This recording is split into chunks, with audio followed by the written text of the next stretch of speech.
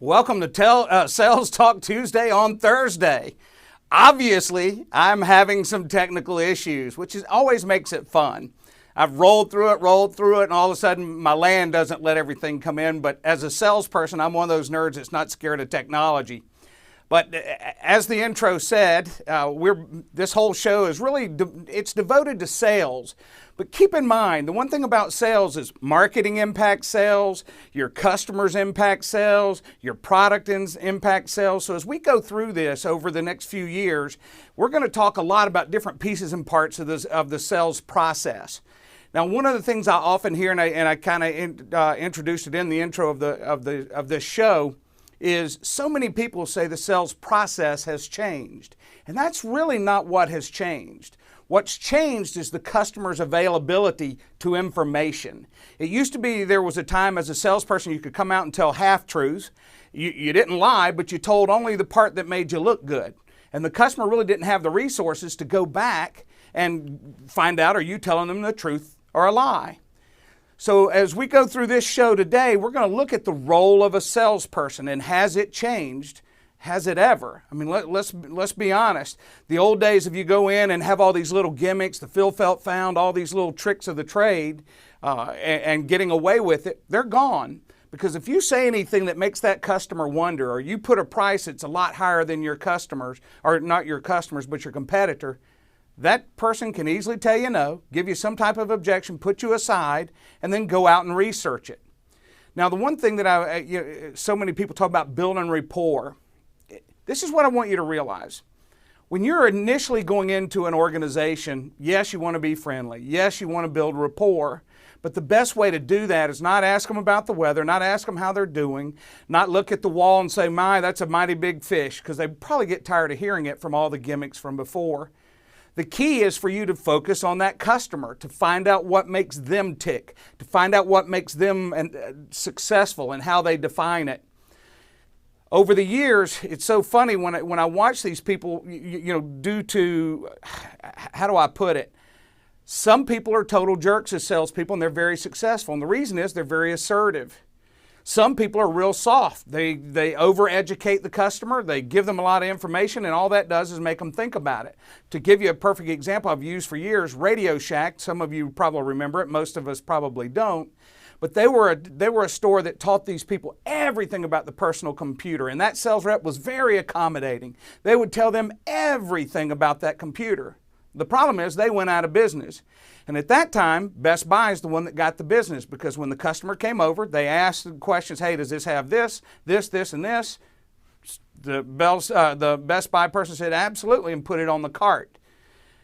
Now, you can't get away with that. Best Buy's in trouble because you've got someone else who's the low-cost provider. So no longer can you just be the accommodating salesperson where the customer comes in and says, hey, take this off the shelf, help me put it on the cart and wheel it up to the front. It just doesn't work anymore.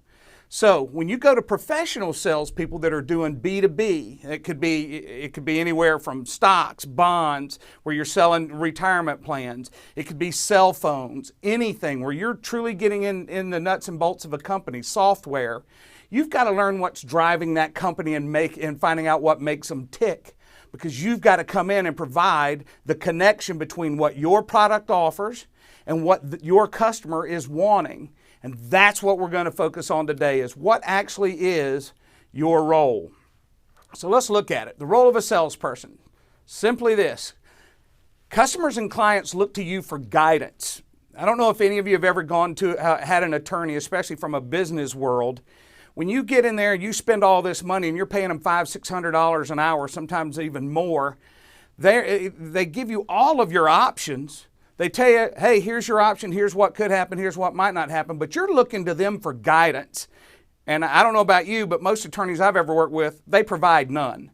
And it must be some liability, because they will never tell you what you need to do. They just simply give you, here's all your options, and you decide. Well, hell, if I was going to make the decision, why am I paying you all that money? Well, it's the same thing with a salesperson. My wife sells insurance. And the one thing about it is she's going in and it's accounts receivable insurance. So you have companies, small companies out there. And when I say small, anywhere probably from $5 million to $100 million companies, and even bigger, that's handled at a higher level than what she is in the organization. Those companies are looking to you to help them find customers to sell their product to and make sure that they're going to pay them. Now, in America, most companies are not real familiar with this type of insurance, so it's something new to them. In Europe, they're forced to do it.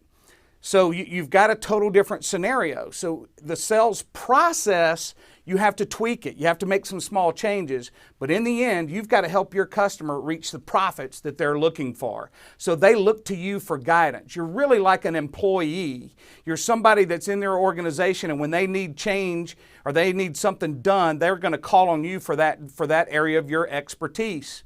Now, here's what happens in this. I've been watching it. There's one thing about it. Always look at your competition. You can find out what's going on in the market. You can always find out how to differentiate yourself. And I watch some of them. They have all these softer sides where you're working with the customer and you don't put any sales pressure on them. And you just kind of glide through and glide through and glide through. Well, I'm going to tell you right now, it's a waste of time. Because if all you're going to do is just to take them along and they're ultimately going to close themselves, that's total garbage. If they wanted your product and they were going to close themselves, they would have already bought it. You would be replacing a product inside of it. I work with several different companies, and one of them is they sell call center services. And the other day we were having a conversation about your closing. It's all about the numbers. And he's like, well, there's no way you can really figure out the closing percentage for him, because he does he does the shows, the trade shows. He goes out, talks to customers, and it may be a year to 2 years before you close them. And I'm like, you can track anything, but you've got to get in there and learn what these companies are doing, learn what their goals are. Why would they use your center versus internal? What is it that you bring to the table? Find out, you've got to ask questions that you were probably taught your whole life not to ask. And the only way that you can provide that guidance and help your client reach their goals is asking the right questions. So let's get into that a little bit. There's a lot of myths about salespeople.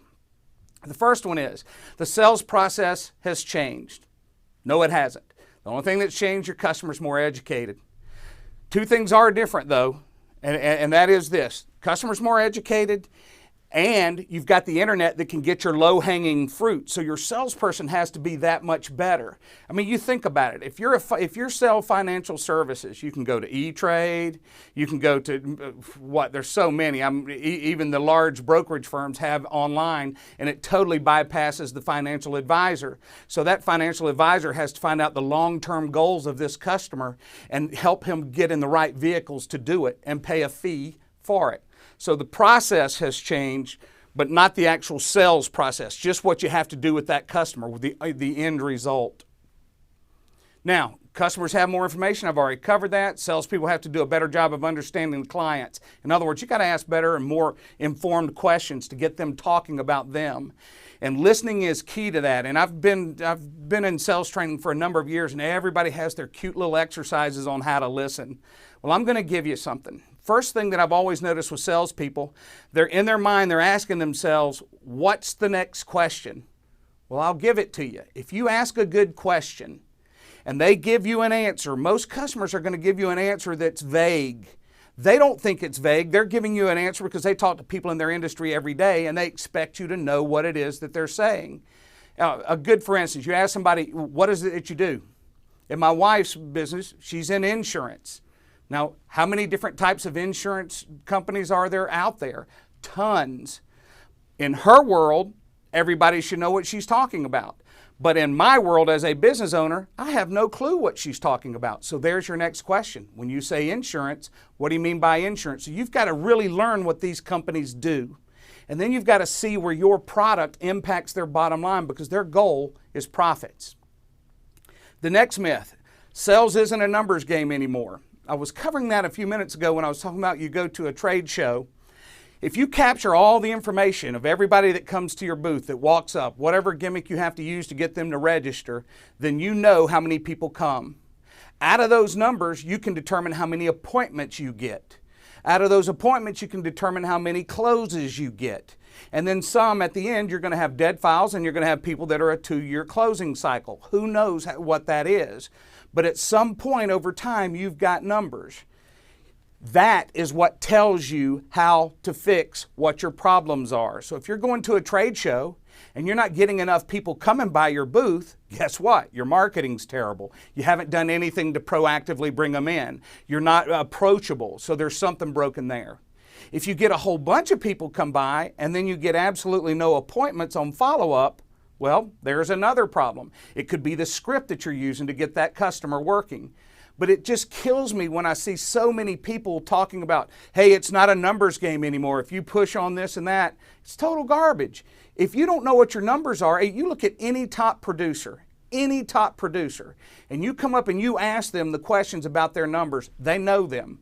They know how many people they talk to. They pretty much are dead on their closing rate, and they know where they're going next. So this garbage of it's not a numbers game, totally bogus. And when we go through some additional programs, I'm going to do one just on numbers of how to evaluate them and what you have to fix to get there. Now, like I said, this is this program is going to be based on sales, but we're going to look at marketing. And what the goal is to get people to bring some of the things that they use for marketing to the show, and then we start looking at what's happening with the organization. And I'm going to give you one in this actual show. There's a company out there called Dish Network, and I've done training for them. Full disclosure, I've done training for them. I've worked with several of their agents. Their marketing is different than DirecTV. They market to the low end of the market. And what I'm talking about here is this. They've got a great product called the Hopper. It's incredible. Forever they had been the low-cost provider. They designed a product that was killing DirecTV. The problem was they marketed it to the wrong people. Because you look at what the Hopper did, they had these old country boys. Nothing wrong with country boys. I'm from North Alabama, so I'm country. I understand it. I have no problem with those people. But those aren't the people that are going to spend money on entertainment. Those are, you remember they were in an old house, didn't have a great TV, and look, I got my iPad underneath the bed. They should have been embarrassed. It was funny. It was a great commercial from a standpoint of entertaining, but it helped their sales. But the problem is it brought in the clients that couldn't afford that product. Now, you look on the other side, you had DirecTV. Their marketing was this beautiful young lady in the living room of a nice, beautiful living room, friends around watching a nice TV, and she's able to change it. They moved to another room and it went with them. It gave a demonstration, but that was their market. The people that could afford the Genie and the high-end products to support that Genie and to have the iPads, that was the market for that product, and that's where Dish missed it. And if you go back and you look at the numbers, yeah, they got more subscribers, but they fell off over time. So, with that being said, that's just an example of what I'm talking about on your marketing has to match up to your sales. Now, I will say this, and I'm a firm believer in it. Just because your marketing brings in the wrong client doesn't mean that you can't close that client. It doesn't mean that you can't get them to see something and get them to justify that cost that they didn't know about. And I'm going to roll back. I've got a history in cellular phone sales. Years and years and years and years and years ago, when they had the brick phone and then they had the bag phone, they had all these different, they're phones today that wouldn't sell to save your life. They're great door stops. But back in those days, you really had to sell those phones because the phones were expensive and the plans were expensive and there was no getting news on it. It was just for talking. That was it in a nutshell. But the whole point to that is you had to get people to get out of their normal paradigm. You had to get so many times. I'll tell you a short story. My wife at the time, when I first went to work there, we got 2 or 3 lines free. And, well, we weren't married yet. So I had been in Atlanta that weekend, and I went to Nashville. Well, my phone had broken. So when she was always, I don't really need a phone. I don't know what you need a phone for. She was always telling me how terrible, what do you need a wireless phone for? So I put her phone in my car because I needed to get my phone fixed. Well, by the time I got into the Nashville calling area, back then you had calling areas. Now everything's pretty much covered. I get a phone call and she's freaking out. Where's her phone? Where's her phone? I'm like, I thought you didn't use this phone. It's 8:30 in the morning. You hadn't even left for work yet. And she's like, I use it a lot more than I thought. And that's what you got to do with the customer. You got to get them talking and thinking and get outside the box. And then your solution is what's going to help them reach their goals, which is profits. So always kind of keep that in mind. But back to the sales isn't a numbers game. We're going to do a program just on that, how to read the numbers. There you go. If you don't know where you are, and you won't know how to get better. In other words, if you don't grade yourself, if you're not holding yourself accountable, you're never going to get any better. I got to learn to use these PowerPoints. I tend to talk too much. Sorry about that. All right. So the customer's always right. What a myth. It is so funny how many, and I'm sure if you've been in sales long enough, you've got plenty of customers who didn't take advantage of your service. You got plenty of customers who use someone else and then they come back and wish they had bought from you, and ultimately they will. But there's a lot of times that customers, we may not give them all the information that they need, but most of the time they make mistakes. Like right now, I could blame everything on my technology. Well, I'm going to tell you, in the end, it was my fault. It was user error. Yes, I had checked a few things. I made one mistake when I closed the software. I didn't save my recordings. So for streaming, when it came up, obviously it wasn't in there. So that was my mistake and why I was late today. Will it happen next time? Absolutely not. I've got it working. All right. So here's the role. Your job as a salesperson, in simple terms, easily defined, hard to do. Get the information that you need to recommend the right product, not based on price. The number one objection that I've gotten, and we're going to cover objections, obviously, we're in sales, is too expensive. That's what I hear every time. When you ask somebody, what's the hardest objection to overcome? Well, ladies and gentlemen, if they're telling you it's too expensive and you can't justify the cost, it tells me one thing. You haven't gotten enough information to explain why that's what they need to do. You made the close too early. You weren't prepared. And I teach a lot of questions, and it's really kind of funny how often when people first hear my questions, it's like, man, a customer's never going to answer that. Well, they do answer it, and they answer it all the time, and they don't realize the information they're giving you. You simply are asking the right questions to get them to free flow. You're asking about them. They don't realize what you're going to do with the answers that they've given you. It's kind of like a banana. You know, if someone hands you a banana and you just start eating it without it being peeled, it's not very good. But after you start getting that information from them and you're peeling that banana, you're finding the pieces and parts that you need to put them in the best situation. And I do want to clarify this right now. If you're a salesperson designed 100% on commission, whatever it takes for you to make a living, and you don't care about the situation you put your customer in, please do me a favor. Don't watch my show. Don't buy any of my products, because yes, obviously I'm going to sell something at some point, but don't buy any of my stuff. I don't want to help you put customers in bad situations. My goal, now keep in mind, that doesn't mean, like I said earlier, customer's not always right. That doesn't mean that you shouldn't put a customer in a more expensive thing than what they say they can afford, because if you can prove they can afford it and you can prove that it's going to help them, I fully expect you to recommend the best product to put them in the best place so that ultimately they come back, 6 months later, wow, I am so glad you got me to do this because this happened.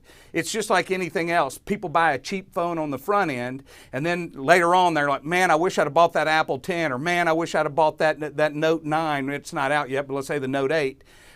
The key is when they're spending their money, put them in the best situation, because the cost of that mistake can be brutal to them. So your job is to try to get them to make the right decision. Now, does that mean that you walk if they ultimately are dumb and buy the wrong product? No. I mean, they're going to buy the wrong product from anybody.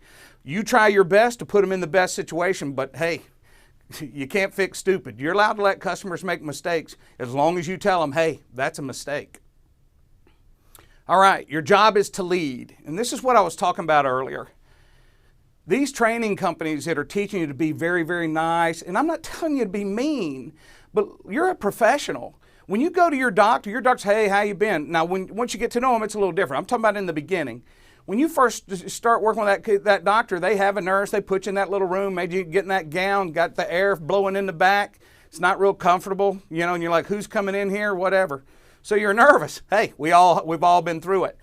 What happens is when that doctor comes in, they tell you, okay, sit here, all right, move there, raise your leg, do this, cough, do whatever they tell you to do. Guess what you do? Exactly what they tell you to do. And that's the difference between a doctor and an attorney. The attorney is going to tell you what you can do. The doctor is going to tell you what to do. As a salesperson, your job is to lead. You get the right information, you tell them to do this, and you should expect them to do it. Now, I do want to cover something here, and it's the psychology, and I'm going to cover it in a later slide. As usual, like I told you, I talk too much. The people that are very accommodating versus assertive get eaten alive. And here's what I'm talking about. When you're very nice and accommodating, they're going to ask you a lot of questions. They're going to work you over. They're going to get you to educate them. And as you give all that education into their head, the value of you has gone down. And let me explain to you why. They don't need to ask you anything else because you fully educated them. I remember when I first started selling cell phones, 1992, so it's been a long time ago. Well, actually it was 91, whatever. It was a long time ago. And when I first got in this one department, I was among a whole bunch of people who what I would call educators. Now keep in mind, I came from being a stockbroker, so I was very aggressive on the phone. I thought that, to me, what's the reason to go meet with a client? That's what shipping's for. So either way, long story short, I get in there. In my very first month, I've got this guy, Pete Oliveris, great guy. The guy that I replaced, I was supposed to be trained for 30 days, and I'm like, look, dude, I know what I'm doing. You got a new job. You go do it. So on May 10th, I get started. And Pete asked me, he goes, hey, man, how do you think you're going to do your first month? I said, well, what are they doing? He's like, oh, they're doing 50 phones a month. I said, I should be able to do 100. Now, keep in mind, there's 10 days of that month's already gone, and you don't have 30 working days in that month. And he started laughing at me. He goes, man, these are great people. I said, I understand this, but they're selling information. I sell service.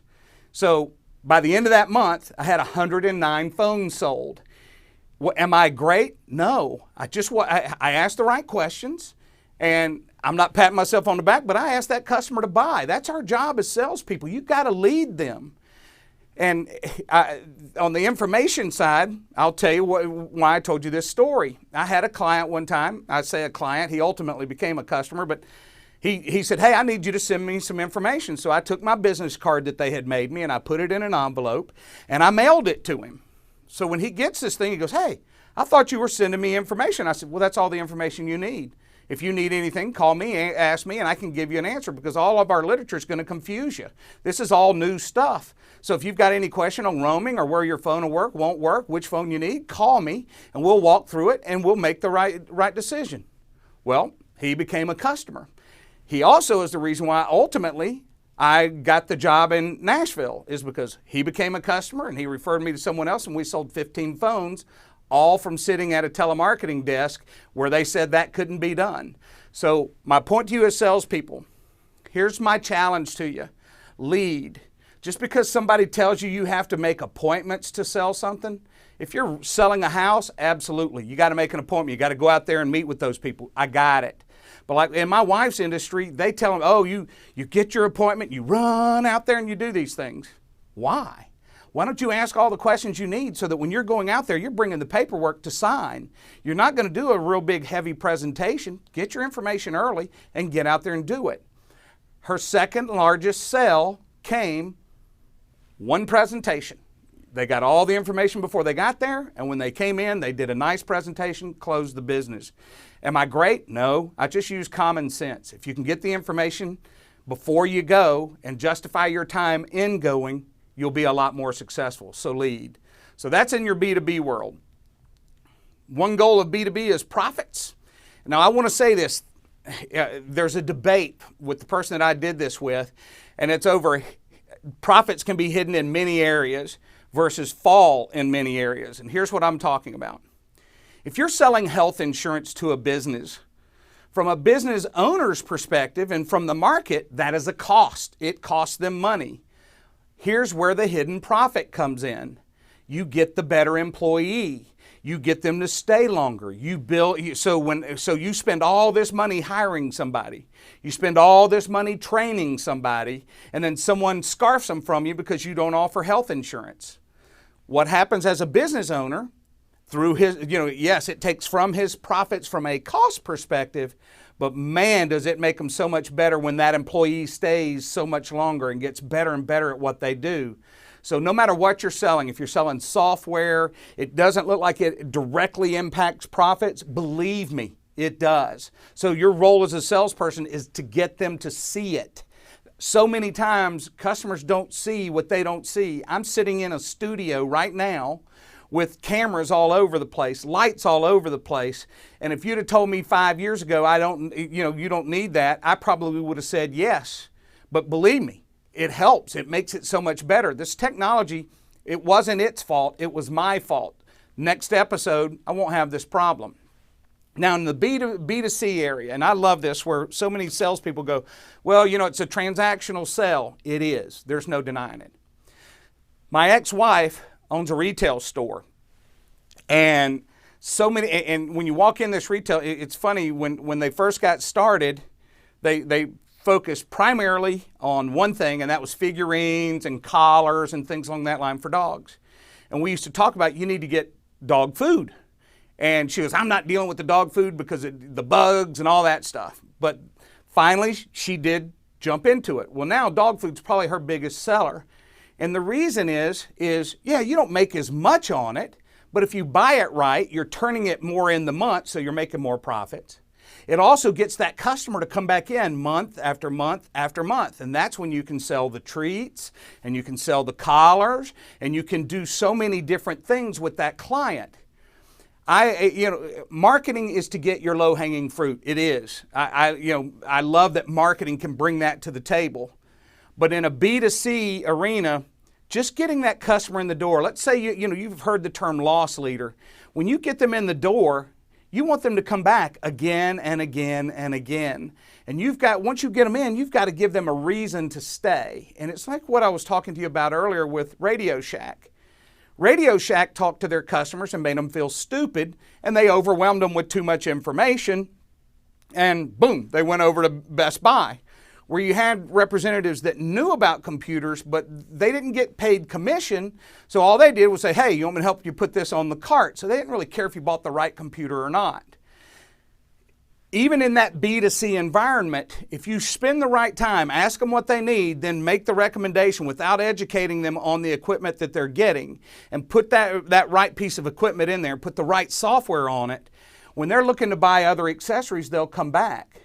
But if you don't have a salesperson compensated on commission, you take the fire out of their belly. I remember now keep in mind, I'm an older guy, so I remember the days when you would go to Sears or you'd go to Nordstrom's, you'd go to all these companies, and they would truly take care of you. And yes, you paid a little bit more, but they pampered you. And I know a lot of people at Nordstrom's still make a lot of money because they still do the commission type thing. So if you've got a young lady, and I'm sorry, men buy a few suits, it's not hard to buy for us, but women on the other hand, they have to buy for the seasons, they have to buy the shoes, they have to buy all these things.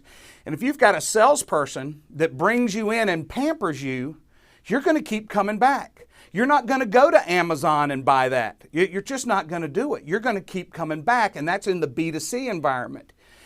Like I said earlier, I've sold Dish Network, I've sold DirecTV, I've sold Comcast, I've sold all of them. Ladies and gentlemen, nobody cares about 500 channels of TV because they only watch 7 or 8 of them. So you ask the questions, find out what they like to watch, get the right package, and tell them what to do. And I never gave them the name of the package. I would say this is the most popular package for what you like to do, for what you like to watch. And that avoids them asking me a bunch of questions. If they come back and go, hey, is CNN in there? Absolutely. Hey, is Fox News in there? Absolutely. How about the History Channel? Absolutely. Because I picked the package that's based on what they like to watch, not the channels they told me they want to see. Because this is I have to, again, short story, in the B2C environment when I was working with Dish, one of their people, I never watched Pawn Stars, however you say it. I've watched it a few times, but it wasn't my thing. But there's a lot of people that love it. I never realized it was on the History Channel. So when I was doing a role play with one of the Dish guys, I asked him, I said, when you watch TV, what do you like to watch? And he said, the History Channel. And I said, okay. And I came back and I said, when you watch the History Channel, what do you like on the History Channel because I was thinking World War II. In other words, I was making assumptions and I was dead wrong. He liked Pawn Stars. And that's when I found out. That's how I found out that it was on there. So provide the customer with what they want and they'll be your customer forever. They'll keep coming back. And the value, there's a gentleman that hopefully is watching this. He sells advertising in a small market for football games. And he's busier than you can shake a stick at. He provides an excellent product. He does live streaming football. But what does he really do? He sells advertising. And the people that are buying that advertising from him are not buying it because they like him, even though he is a friendly guy. They're buying it because they're putting their product in front of their audience that's going to come back tenfold. The price of his advertising, if you were looking at it as a small startup, you might think, wow, that's expensive. But the price of some guy who sells boats, RVs, things along that line, it's not too expensive. It gives them an opportunity to get in front of people that buy their product, and they make a lot more than they ever spend with an advertiser. Here's the beautiful thing about advertising on Facebook and advertising in a football game. You know your viewership. When you have a billboard out there, you don't know who read that billboard or not. But the beautiful thing about online, and it did change the industry of advertising, but it didn't change the sales process. You still got to press flesh. You got to meet with these people and figure out what you've got to do to make it work. In the end, sooner or later, you got to deal with humans. And that's what, the internet has changed. You don't have to do it as often, but boy, oh boy, it helps you get the customers that you want also. So let's see what else in B2C. Provide the customer's needs. And here, I want to cover this real quick. People buy what they want. They don't always buy what they need. And when I do my sales training, I always make the joke about, I have people raise their hand. Who goes to the dentist every 6 months? And most people don't raise their hand. You're supposed to get your teeth cleaned every 6 months. That's what you need to do. But people do what they want to do. So always keep that in mind. And when you're selling a product, realize they're not always going to buy what they need. They're going to buy what they want. So if you can get them to see the value and justify it in their mind, it's kind of like the old story when I've worked with car salesmen. I said, how many times does a customer come in and tell you I'm going to spend $45,000 and they leave in a $70,000 or $80,000 vehicle? And they're like, all the time. I said, okay, customers lie. They don't know. They're not always right. When they see that, hey, their family's going to grow, there's a lot more things that they can do. There's more comfort in a 30-position seat in a Lincoln Navigator versus an Explorer. Which one are you going to buy? That Navigator is gorgeous. Yep, it's $100,000. Yep, the other one's 45 or 50. Some people can justify it. All right, let's see what else we got. Let's see. Both want you to convince them that your solution is best for them. When a customer starts giving you objections, they're not telling you no, but I love no. I'd rather have either a yes or a no. I hate maybes, because you waller around in it too long. You don't know if they're worth keeping or not. But when they start giving you objections, the beautiful thing is they're not throwing you out. But all you have to do is ask just some simple questions. What concerns do you have? So when someone tells me, let's say when someone says too expensive, what the heck does that mean? Even in Dish Network world, they thought, oh, it's the package it's too expensive. Oh, then I'll drop TVs. Wrong. They go, oh, it's they always, wanted to guess. Why guess, ladies and gentlemen? When someone tells you it's too expensive, here's what you go. Hey, help me understand when you say too expensive, what do you mean by too expensive? It could be the install. It could be reworking their own TVs. You have no idea what they're talking about. And so many times sales reps will start dropping and dropping. Well, if you've done your homework, and you've recommended a customer, let's say, buy that Navigator versus an Explorer, and I know one's Ford and I know one's Lincoln, but if you're getting them to buy it and they go, man, this is just too expensive, but that customer can more than afford that Navigator, are you just going to roll over and play dead? The answer is no. So you've got to ask that customer when you're talking to them, hey, what is it that you do? I'm a stockbroker. I'm going to assume that person is successful. So then I know they can afford that Navigator. They're just being sensible by going with the Explorer. But down the road, 6 months, a year later, they're going to be wondering, man, I don't have an air-conditioned seat and it's 110 degrees outside. I remember the first time I bought a Lincoln Aviator, my mother had always told me, hey man, you should have been born with an air conditioner, your butt. So That was the first vehicle I ever had that had an air-conditioned seat. So when I got it, the first thing I did is went over to my mother and I said, see, now I have that air conditioner on my behind. So I just want you to realize a lot more vehicle than I needed at the time, but boy, was I glad I bought it. Still own one today, waiting on the new ones to come out. All right, to be successful, you got to be assertive, not accommodating. Now, am I telling you not to answer the customer's questions? No. But everything needs to be driven towards a close. Everything needs to be driven towards the next step. Now, I'm not saying that, yeah, I am saying, you've always got to be positioning your time and your effort to gaining business, to making money.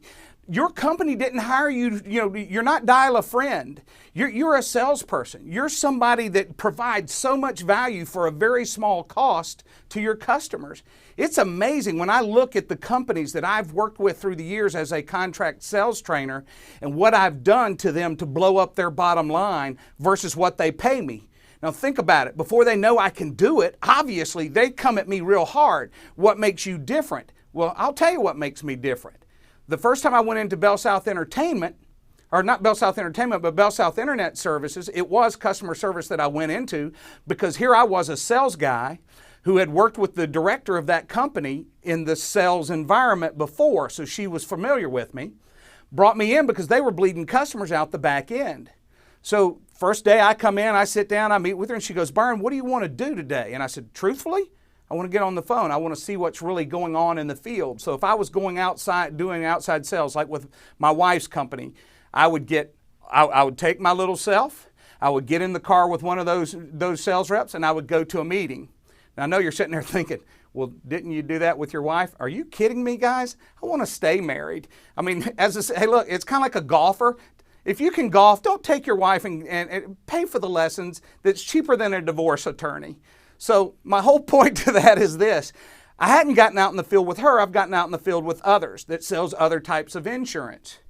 And the aggressiveness of a broker insurance salesperson, in other words, what their job is to do is they can work with any company, they can work with any product. They sell on price. They sell on relationships. But as far as sales skills, it's marginal at best. And everything's based on price, which means guess what? Next year when another broker comes in, they're going to lose that business on price, and it makes it very hard. When you've got someone who's driven on doing the best product for the customer, you're going to get paid more, you can make more, and you can ultimately set your own path, whatever it is that you're wanting to do. But you got to be more assertive. Yes, if a customer asks me in your sales process, what makes you different? I answer that question. But I generally like to demonstrate it. And the demonstration is so much different than what they're used to. And it's so funny when I do my words to avoid or rules of engagement and words to avoid, I start out with may I, can I understand. Those are words I tell you to avoid because there's a lot of people watching this video, either live or watching it later. And you're going to feel something differently if you've watched all the way through to get to this point than everyone else on here. So I don't understand how you're feeling. I have no idea. So when someone starts talking about feelings, I don't know how they feel. I'm just going to ask the questions to find out what's driving them, and then I'm going to use that to help them make a decision. But I'm going to be assertive about it, and I'm going to use it as my defense when they come back at the end and tell me, hey, that's too expensive. I can't afford that Lincoln Navigator versus that Explorer. And I'm going to look at this. You drive a lot. You drive 100,000 miles a year. The one thing that hurts the most in that is your back. So by having this 30 position seat, it's going to make it over time. It's going to save your back. It's going to make it where you're much happier when you're getting in there and you're interacting with your customers. And ultimately, it's going to pay for itself. So let's go on and press hard. It's in triplicate. And let's get this thing settled up for you. That's how I would close on a Lincoln Navigator versus an Explorer. Let's see what else I got. I don't know if I went any further. All right, so let's see. Yep. When you get objections, they're really looking to know, do you believe in what you're selling?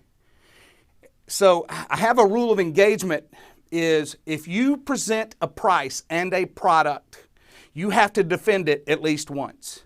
If they tell you it's too expensive and you start dropping down to another package or you start shifting to another solution, you're telling them that you were just trying to gouge them.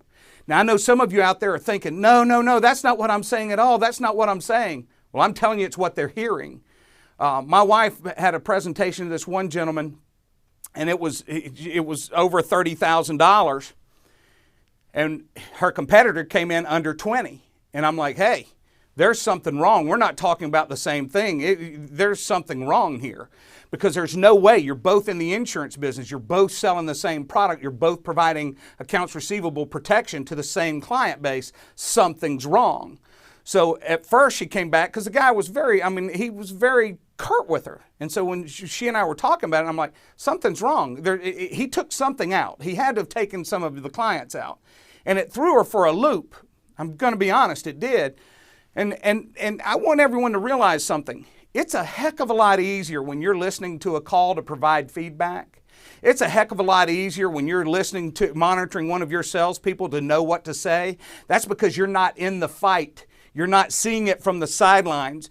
Jim Jacobs, a friend of mine, the gentleman I told you that actually does the football, he's filming that from the sidelines. But that quarterback doesn't have the beauty of seeing that whole field. So he's got to make a decision at that time. Well, it's the same thing with a salesperson. So when you come out of a meeting and something went sideways, and let's say you missed it, that's okay. There's no law that says you can't pick up that phone. And that's where you get assertive. And you come back in and you go, hey, wait, by the way, she did, I was very proud of her. She came back then and said, wait a minute, there is no way that our price is that much higher than theirs and we're covering the same thing. And at first he pushed back because he didn't want to get caught in the lie. He was trying to get the Cadillac at a Yugo price. He was playing it. And that's what I'm telling you as someone that's assertive. You're not going to have that problem. You go, hey, whoa, wait a minute. I'm calling BS on this. Something is totally wrong. If someone's telling you that, I'm going to use Jim Jacobs again. Yes, there are people that can deliver his product cheaper than he delivers it, but nobody's going to deliver it at the quality level that he delivers it. His graphics are excellent. Everything, it is top notch. I've been watching him for 2 years, and here's what he does every year. It's why his competitor has troubles competing with him. He gets better. Every year he's doing different things that improves his product. He's an advertiser, but he has a product, and that's the live football games that people in Alabama love and they want to watch, and he's bringing it at a higher quality so they'll watch his games. He's got competitors out there, and those people during the game can watch it and get instant replay. So they're seeing this in so many different angles. And that's what I'm talking about from an assertiveness. If you sell the Cadillac or you sell the higher end product, the Mercedes, it's so funny, the Rolls Royce. Everybody's like, who in the world would spend $300,000 on a car? Well, number one, if you can afford it and you ride in one, you'll understand why you can afford it. I just want you to look at it as you go through your sales career. What's your role? Your role is to be the best that you can be. Your role is for that customer to say, man, okay, if you're nice, that's great. He's a nice guy. But you want him to be that person that says he or she provides value. When they come in, I know they know what's going on in my organization. Just like what I was talking about earlier with my wife's business that has the retail store, she knows her customers. She knows what kind of dog they have. She knows what kind of treats. After a while, you determine which food because you know which ones they're allergic to, which ones they aren't. They really do a great job of working with that customer. So B2B, you're trying to help that customer make a profit. B2C, you're solving something. You're providing that solution to make them happy. Believe me, I drive around right now in a 2005 Lincoln Aviator. I have a neighbor that's trying to buy it from me and I won't let it go because it's still a comfortable ride. But I'm telling you, that Lincoln Navigator has been calling my name. I just don't need a vehicle that big. And then they announced they're coming out with the Aviator. That's the vehicle I want. Yes, I could afford a lot more vehicle. I don't want a lot more vehicle. It's a great vehicle for what I'm looking for, and the main thing I do in it is drive, so I sit a lot. So I look forward to the next show. I've been on here a little bit longer than I wanted to be, but next show I want to start bringing in the chat, and then ultimately we're going to have bring in some live calls. And when I say live calls, I mean recorded live calls. But I want them to be real calls so that you're getting something out of this. So many programs out there, they'll give you the fluff, they'll give you a feel, felt, found. Hey, I understand how you feel. Remember a minute ago I told you nobody understands how anybody feels. And they do the little, but working with my customers, they have found. It's total garbage, because the bottom line is you don't know how somebody feels. I have no idea how you're feeling, but I know this. If your goal is to move up in your career and your goal is to get better and better and better, I can help you with that. We're going to help you with marketing. We're going to look at a lot of different things. I look forward to seeing you next week. During the week, I'm going to do little shows all the time, but it's been a pleasure doing the show today. I hope I've helped, and we'll see you next week.